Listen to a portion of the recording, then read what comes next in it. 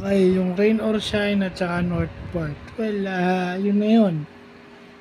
Merong pyesa sa opensa. May offense na itong Northport. Nakikita natin to sa game, no? Kaso, ang hirap doon dahil ito young team. Hindi magkasabay-sabay yung laro.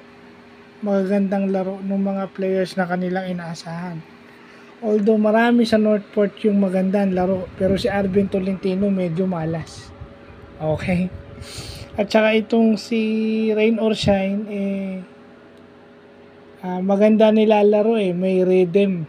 May momentum yung kanilang nilalaro. Kaya nagkasunod-sunod yung kanilang panalo.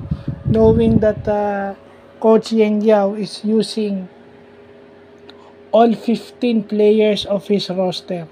Paiba-iba yung ginagamit niya. So hindi mo alam sino yung sino yung puputok sa game na yon.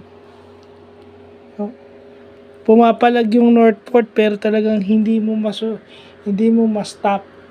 Yung pa isang problema ng Northport, yung depensa nila medyo absent. Even yung hustle nila, medyo out-hustle sila ng Rain or Shine. Kasi grabe rin yung activity ng mga big man ng Rain or Shine. Especially sa rebounds.